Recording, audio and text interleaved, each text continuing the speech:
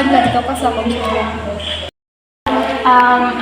Gusto ko lang tani ngayos yung bulig tungod kay subong namutaw ko ginaisip. Isa na gitri ang problema ko sa akong pamilya. Kag, syempre, sa akin na pamilya. Family problem, kag pressure sa eskwelahan, budlay gid man na, pero ari lang ang mapasalig ko sa imo subong nga kung ano man ang mga istoryahan ko subong is aton lang. So, ano gid ang nakabo. Sa tuod lang, portigid kami kapigado, gapang umalaman ng akong parents, kag magita ko gid sana nga nabudlayan sila.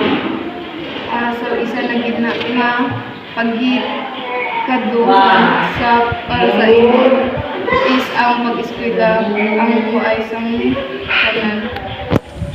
Oo, kay para sa akon, kung makatapos na ako sa pag-eskwela, is magaganaga namin kabuhi tungod kay mga kaanak ko sing tarong nga trabaho.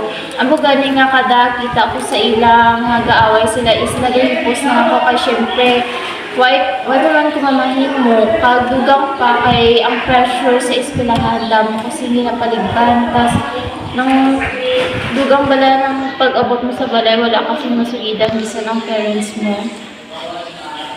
So budlay gid man kag isa na gid sina kay hindi mo mapautwas imong kinabatya. Oo, kay para abi sa akon, kung isubit ko man sa anda is kasi magdugang pa sa ilang problema. Pero para sa imo ano gid ang gusto mo maabot? Gusto ko kita ni nga bisan isa is mapamatian ko nila kag ma-explain man ang side ko. O para sa imo paano mo mahimo? Mga yung gusto mo mga hambal ko ni. O pero pag sino? Kay God. Stop niyo.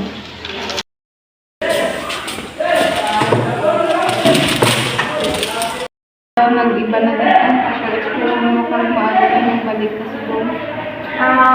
Subong happy gid ko kay tama gid man tong ambal mga mabuligan ko ni God, nagdako-dako gid siya nga nagbulig para sa akin. Actually, hindi ako ang nagano sa problema mo, ginigaydan ka lang para nga ikaw mismo makasabat na kag nalipay gid ko para sa iyo. Salamat gid. Bay na kasugid ko na gid man sa anda nga ang mga gusto ko o ang mga side ko dito nalipay gid sila kay bisan tuod bigado kami pero disidido Japan ko nga mag-eskwela kag isa sa amon is may damon sa na-realize.